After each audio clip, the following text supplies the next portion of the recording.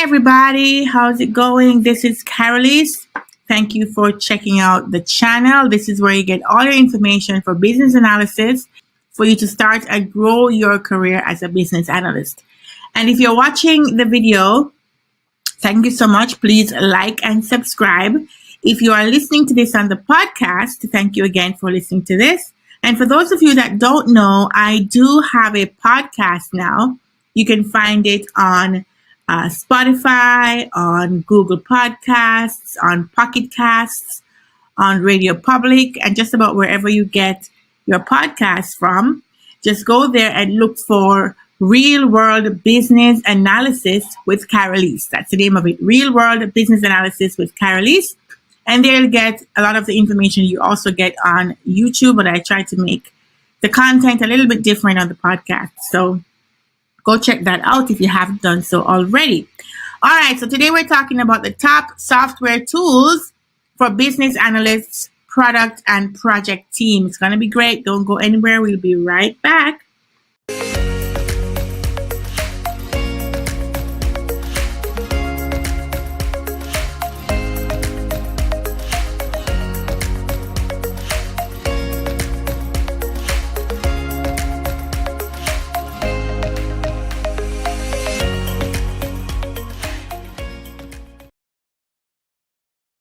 Okay, so the first set of tools I want to talk about is your workflow diagrams tools. So the main ones that are really the most popular right now are Lucidchart and Visio. So I don't have an example of Visio right now.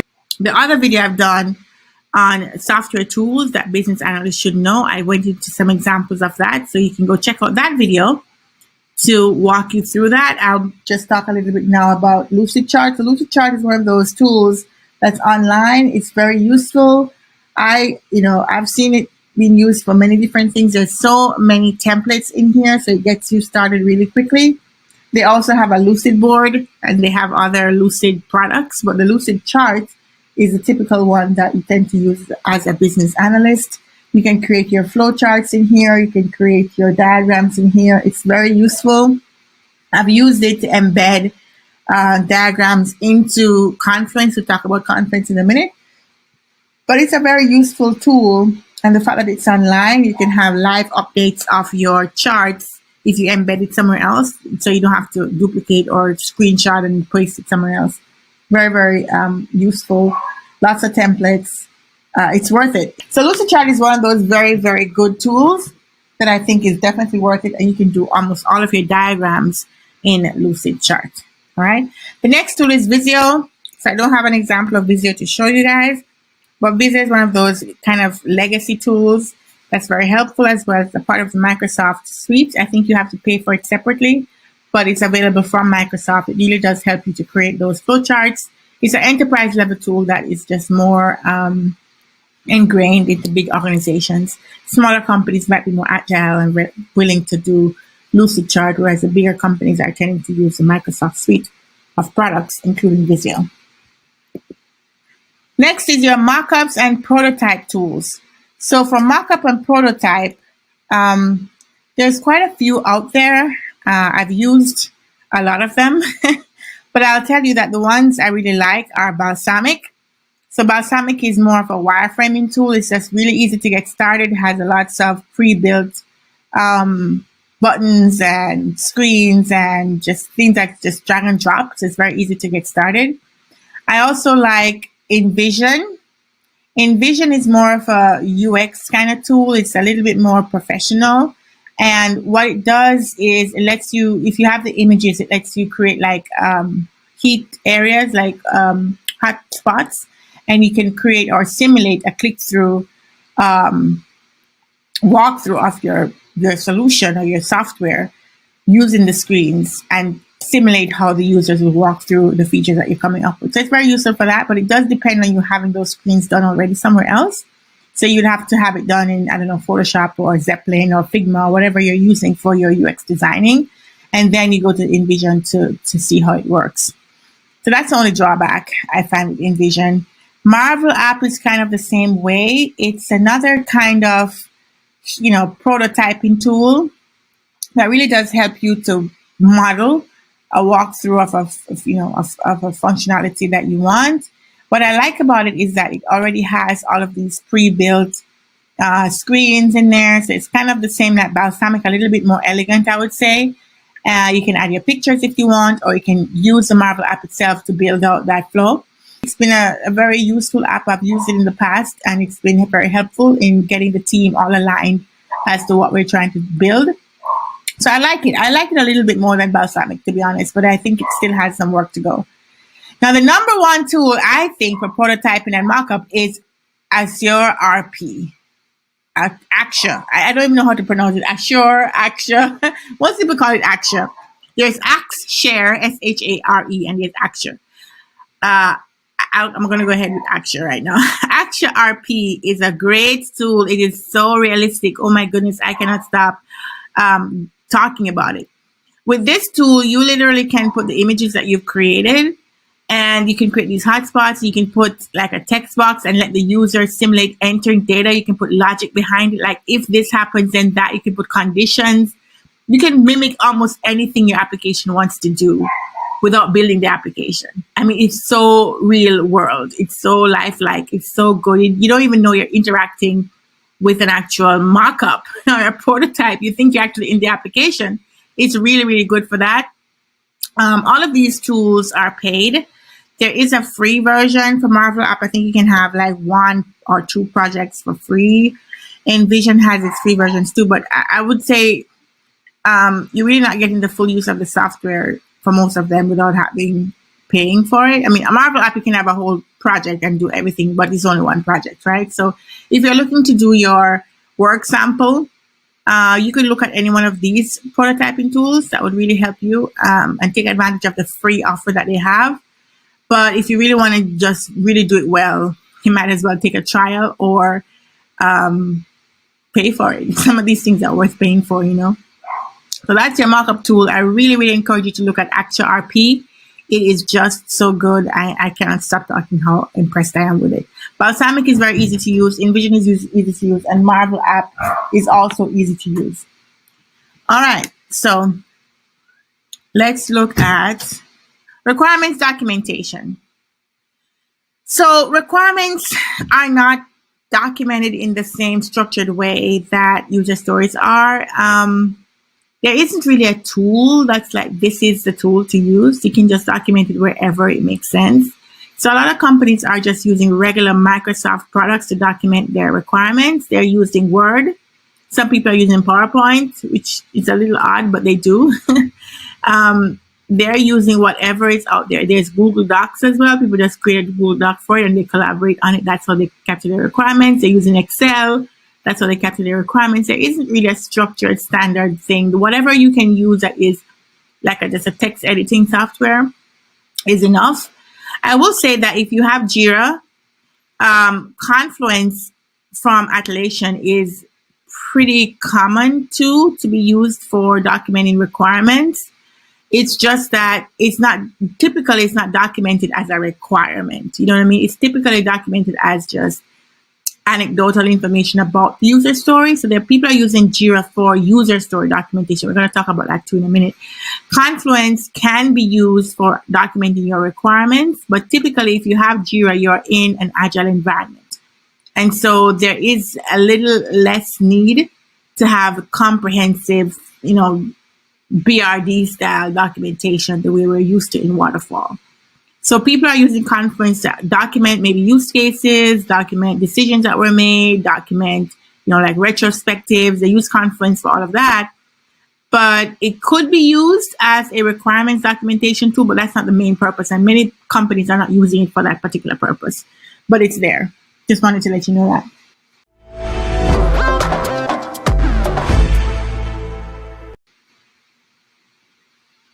Time management. So your time management tools are many and varied.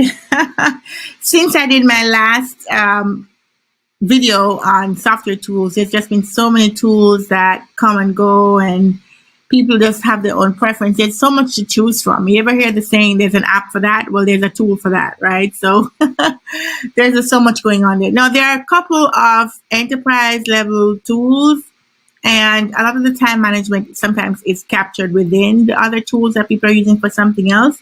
For example, with Jira, you can have time management where you can capture how long it's taking, developers to work on a ticket, or you can capture the time management from there. So it's like a field level functionality as opposed to its own software, although I know there are time management softwares that's dedicated to that out there. I would say the ones I've been using a lot are more newer, like they're just, web applications that I found useful. And that is Clockify and My Hours. So Clockify is one that you can just start tracking how long you're working on a project. And the same thing with My Hours. I personally have a pet peeve about time management. Like, I don't like people watching my time. I like to deliver value, and I think people should be rewarded on the value they deliver and not be under too much pressure with the time.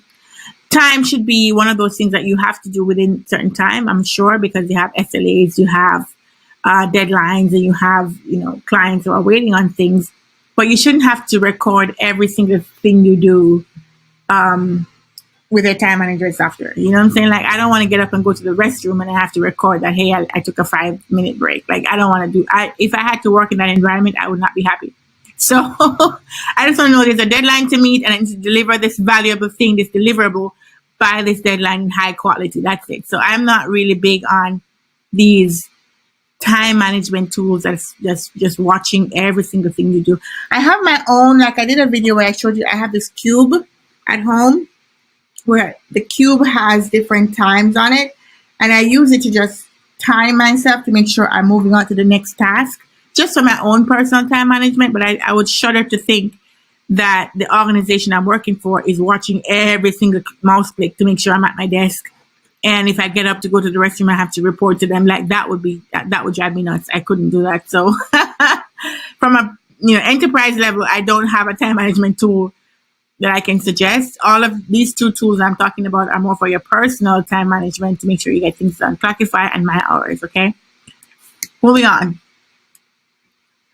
So ideation sessions. So what are we using for ideation sessions? This is a great, very exciting one to me because I really do like ideation sessions. I like coming up with new ideas. I like, hearing what everybody's thinking. I like having the team just pump out ideas, whether it's good, bad, or indifferent, just pumping out ideas and seeing how we narrow that down to the feature or the functionality we're about to build, right? So it's really exciting. I love it. The two tools I find that's really taking everybody by storm right now is, well, I would say more one tool than the other tool, right? There's a ton of ideation session tools out there. There's just a lot. Lucidchart can do ideation sessions. You can just use regular tools like whiteboard, like physical whiteboard, or you could just be in a virtual meeting and just have your Word document up and take notes, or you use your OneNote. Like, you don't really have to get stuck on a tool for ideation because you don't want to be restricted by the software. You want ideas to flow without having to worry about clicking here and clicking there. That really interrupts your creativity, right? However, there's this tool called Miro. I mentioned this in my last top software tools video. Miro board has just been taken off. Like, everybody's enjoying using Miro board from a collaborative perspective, working in a team. Miro has so many templates. There's so many things in there that you could go in and use right out the gate without having to worry about creating it yourself. So it's really helpful to get you started quickly. Multiple people can be in there at the same time, editing things together. You can just drop in files from wherever. You can easily search Google from within Miro board. There's just so many great UX features a part of this collaboration whiteboarding tool. It has a very big canvas, so there could be multiple people doing different things in different parts of the tool at the same time.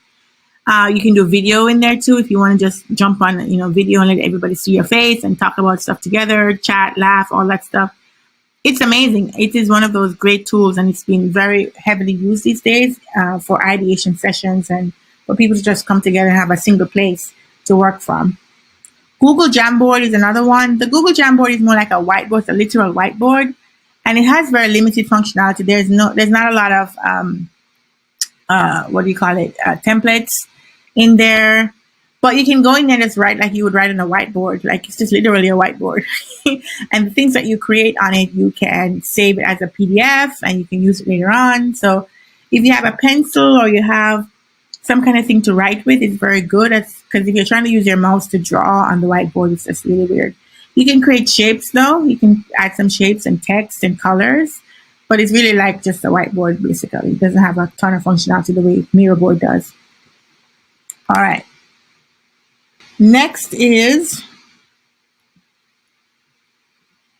project management tools. All right. So let's talk about project management tools. So these are another one that's like everywhere. There's so many tools. You can really get bogged down in tools, right? Project management tools. Oh my goodness. All right. So, even Jira could be considered a project management tool because you're managing your software project, but we'll leave Jira for user stories particularly. All right. So project management, we've got Asana. Asana is very popular these days. Monday.com is taking off. So Monday.com came about very recently and it's just been blowing up. People love it. Basecamp has been around for a while. It's another project management tool. And of course, from an enterprise level, Microsoft Project still seems to be the legacy project management tool that people just will not get rid of. Like they just love it, right? So it's a standard project management tool, but these are other tools coming up that are very, very popular right now. So it's really, it's out there doing things. There's so much more than what I'm listing here. There's Rike, there's just so much tools. I don't know. These are the more popular ones, but I've just found that each one I've used is great for something, but not great at everything. And the more they try to do everything is the more they become bad for me. Like Monday starting to do CRM and like, oh no, don't do it. Stop. Just need project management. You know what I mean? Asana has great task management, great UX. Basecamp has a lot of things going for it too. Microsoft is just there because people just are used to using it, right? So these are the top tools I think for project management. You can take your pick. There's so much more out there.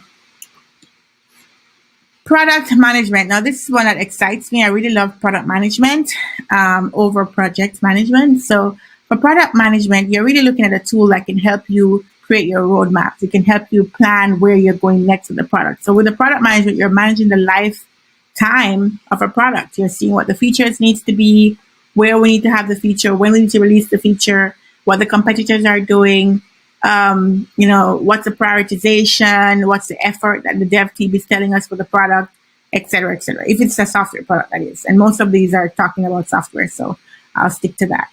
So for product management, we have quite a few tools as well. But I would say the top 3 tools that I have used and I like are AirFocus. So AirFocus is a product management tool. It helps you to see the roadmap and all that. So AirFocus shows you a lot of different views of your product. It shows you where the products have dependencies. You can see the effort. You can put custom fields in there, of course. You have different views of it in a Kanban style board view. You have lines to show you dependencies. We talked about that just now. We also have just a great layout of your product. So you can look at it at a glance and see where you are. You can add colors to mean different things. It's just really, really cool tool. Great visualization. You also have product board. So product board is great because it really does help you to see where your product is. One of the good things I like about product board is that it's easy for you to use it to get feedback from your users. So the users can send an email and the email goes to product board and then you can use that email to create what they call an insight, which is a way for you to say, okay, this is a feature we need to add to our product. Right. So the way of getting feedback from your internal staff is very easy. Like if you have a list of enhancement requests, it's not in a different place and you got to go figure that out. It's an email they send to you and you just tag it in product board and you prioritize it wherever you want. You add your maybe you can add points to say, how important this is, if it's a nice to have, if it's a critical feature, if something needs to go out right away, and you can size it like that. And then when you're ready to, create your stories for it, you can always push it to Jira directly. So it's a great tool for getting feedback in. Also a great tool for letting your your employers know, or your employees, your staff know where these requests are. Also expose what you're coming up with in the future. So in the future, we plan to do this or plan to do that. They can see what's the direction, what's the roadmap, what are we planning to do with the future, with the product actually. So for those reasons, I really like product board. Product plan is another one that has some really cool features as well for product managers, help you to see the roadmap, help you to prioritize, and all of these tools do have integration to other tools like, Jira particularly, so you can push from your product straight into the development environment and try to get that done. So I really like these tools. These are really great tools. Next is user stories. And to nobody's surprise, Jira is a tool of choice for managing your agile environment, including your user stories. So user stories are being recorded and documented in Jira. That's the main way that companies are recording their user stories. Jira has so many different features that's really cool. You can link stories together. You can group them in an epic. You can, create filters to see where stories are. You have a dashboard. There's a great navigation, the way how you can have side panels open up. The way they have really helped you to see details and high level is really good in Jira. You can have your backlog view. You can have your Kanban board view. You can do any type of agile in Jira, which is also cool. You can create custom fields. You can create statuses to make sure you're in the right workflow. You can add apps to Jira. So for example, if you're doing your designs in Figma or you're doing your designs in Zeppelin, you can add those apps into Jira so that when the designs change, the tickets can be updated automatically. So you can see where the changes are in the design and update your stories. You can link stories based on the dependencies. It's just so much stuff you can do with Jira. It's just really, really cool. At the end of the day, you can export it to Excel if you want to, do more data manipulation with the data from Jira. It's a great tool. No tool is perfect, but I would say Jira really comes close to it. Really good. So that's where we're managing our user stories. But Jira is not the only one in the market. There's also a tool called Rally that manages agile process as well. Obviously, it's not as popular as Jira, but it really does have a lot of features in there. There's also another tool called Target Process that is also built for managing the agile workflow, and it's also very similar to what Jira has. And I also reviewed that tool in my last video on the software tools for business analysts, so we'll check that out as well. So tables, right? Tables are just, I call it tables because I didn't want to call it Excel. We have become so used to Excel that it means its own thing. Right? It doesn't even mean Excel anymore. It means its own thing. So when I say tables, what I really mean is, these tools that help you to see data in rows and columns, if that makes sense. And when you see data in rows and columns, you can manipulate it in different ways. So obviously Excel would be one of those tools, right? So Excel is definitely one of the number one tools for this. But there are other tools as well. So there's a Smart Sheet. Smart Sheet is pretty good if you want to see data in rows and columns, and you want to mention people from that are part of the team. There's just more functionality they've built into Smart Sheets, which I think is really cool. There's also Google Sheets, so you could use that as an alternative to Excel, so that you can have that same formula calculation that you can get from Excel into your tables if you want to work with tables, okay? So it's Google Sheets, it's Smart Sheets, and it's Excel in terms of tools for tables. The other one I want to talk about is your task management tools. So task management, which is really important too, because as you're doing your task, sometimes you want to be able to see all the things that's on your plate, and it's not always easy to see that. Now, we do have tasks in Outlook if you want to manage it that way, but for some reason, I find that the Outlook tasks, it just doesn't take off. It's like Outlook is for email, that's it. That's how I have seen it, actually. I could be wrong, but that's how I feel about it. So for task management, I like to use a tool called Todoist. So Todoist is just an easy tool to use, very easy to get started. It just feels easy, right? There's also Microsoft Planner. Microsoft Planner is a part of the 365 suite, Microsoft 365. Just need to go in and search for Planner, and it's a great little tool. It's like a Kanban style board. You can create your tasks, you can assign tasks to your team members, you can cross off tasks as you finish working with them. It's just really easy to get work done with Planner. I find it to be very much easier than some of the other tools that Microsoft have created. And it's very, very, very good for collaboration. There's also Notion, another tool that's coming up. That's really great for your task management as well.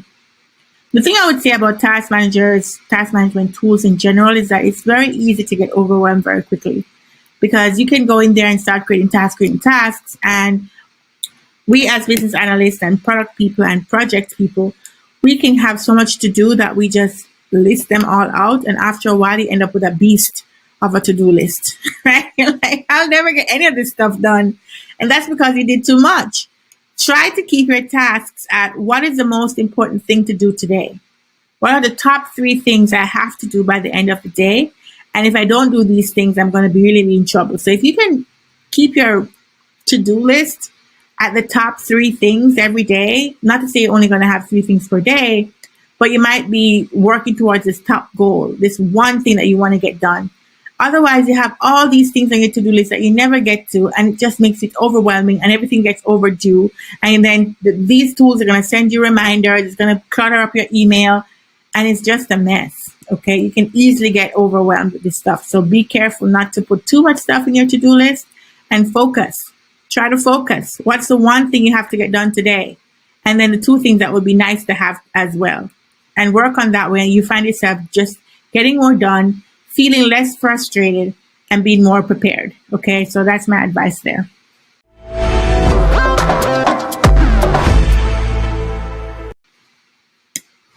Okay, presentation tools. So we have a few presentation tools out there that are all very good. Of course, you know, Microsoft PowerPoint, that's like the number one. Yeah, everybody uses that. It's great. But there's some additional things in PowerPoint that we really can take advantage of. It has, some features that's new, that's out there. We can look into that.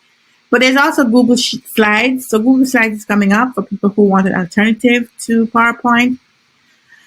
But the one I think is less talked about, which is really, really cool, is Prezi. So Prezi is a presentation software that really helps you to see the big picture and get into the minute details. It's like a zooming effect. So you can kind of zoom into details and zoom out. So you drill down, drill out. It's really cool how you can do that if it makes sense, right? If you're presenting to an audience that's really, you want to captivate the audience, Prezi is a great way to present. But if you're presenting to just your team, like in a little small meeting, it's really overkill, right? It's overkill. So just use the tools wisely, so you don't overdo it for a small audience, or audience that they're just trying to get to the details. They don't really care about you showing big picture, and then they don't care about all that fancy stuff. They just want to see the raw information. But if you're creating a presentation for a bigger audience, maybe like clients, people who are not very familiar with what you're going to be talking about, I think Prezi is a great way to have a good impression for that. And the tool I'm using right now is Canva. Canva is also good for presentation, so you can check that out as well. Data analytics. So what's the tool for data analytics? So there's a number of tools out there that are coming up for data analytics. It depends on the type of data as well, right? Where is it coming from? From like websites and software companies, I've found that Google Analytics is pretty good, but it really just tells you a lot of what did people do when they came to your website, for example. If you want to know more about your users, you want to understand their behavior, you want to understand what features are working, you need more than just a analytics tool, data analytics tool like Google. You need something more for understanding your product. So there's product analytics tools, and there's like customer success tools, and I want to talk about. So from a data analytics, just in general, data analytics, that you can take data from any point. We have Google Analytics, we have Tableau, and we have Power BI. So Tableau is great. It's very popular. You can pull in data from different sources. You can create these wonderful dashboards. You can create reports. It's a great tool for aggregating data and making sense of it. So too is Power BI. These are the two big fishes in the sea right now for data analytics, Power BI and Tableau. And also, just to go a little bit beyond just generic data analytics, go into product analytics. The two main tools out there right now for product analytics is a tool called Pendo. So what Pendo does, it actually gets into the application that you're trying to analyze and tells you where your users are going, what features they're using, what features are driving the majority of your clicks. You can have dashboards to say what features are most popular and what features are not. You can create guides to help people wherever they're getting stuck. So, okay, you need to click on here, go to here. This is how you do it. It's more like a walk me. If you've ever logged into these software tools and seen this pop up that says, "Hey, welcome here. Click over here, click over there." That's kind of the thing that Pendo does. There's a few other tools out there that does that, such as WalkMe. WalkMe, though, is more of a training onboarding tool as opposed to product analytics. There's a few others out there as well that really do help to get their customers to understand the software. Some of them I will just mention off the top of my head. Gainsight, Tutango. There's also a slice of data analytics that is like customer success.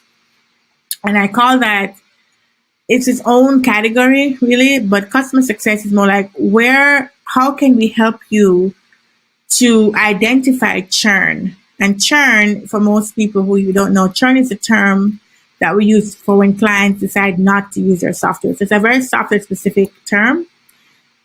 So if you've onboarded certain clients and they have maybe a 2 or 3 year contracts, and at the end of the contract they decide not to renew, that's considered churn. That means that you didn't please them enough. They weren't happy with your solution, and as soon as the contract is up, they're gone. It costs a company a lot of money to get new customers, so it's really cheaper for them to maintain the one that they have, but everybody want to keep their customers, right? So churn is a bad thing, obviously. So these software tools are looking at the data, looking at the software, and trying to anticipate where the churn will happen, what is the likelihood of this customer to have churn, and how can we help you preempt it, because we're going to tell you ahead of time. So they're using the data that's coming in from the usage of the software. By most of them, they install this snipping code or this tracking code, and they use that to kind of track what the users are doing based on the features that you offer in your software.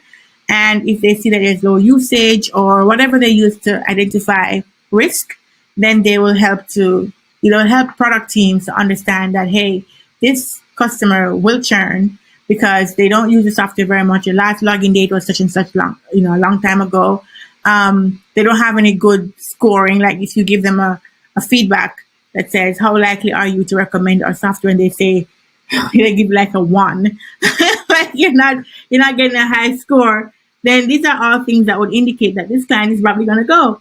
So if you know that beforehand and you know your renewal date is coming up in 6 months, for example, then that will trigger the customer success team to go work on improving that relationship, right? Like contact that, main contact person, talk to them, figure out what the challenges are, try to figure out if you can help them to make the better use of it so that you don't end up losing the customer, is what it is. So that's a slice of data analytics that's very helpful for product teams and probably project teams as well.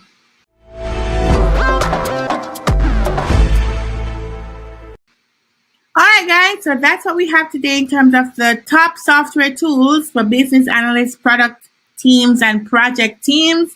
I hope you guys found this useful. Please go check out my other videos on my YouTube channel. If you're listening on the podcast, check out my other videos that we talk about other topics to do with business analysis. Also, go to Amazon and pick up the book, The Business Analyst Job Market Report, or you can get it from bajobmarket.com, www.bajobmarket.com, and that gives you the ebook along with a resource kit. So go check that out. Also, check out my website, Karaleise.com. Do the Business Analyst Fit Test. It's a free test to figure out if you're a fit for business analysis. Do that, and if you need personalized help to help you grow your career as a business analyst, check out my appointment section. Go click on schedule an appointment, and come talk to me and see if I could help you to get your career started. Okay, so that's it for me today, guys. Hope you enjoyed this video, and I will see you guys next time. Take care.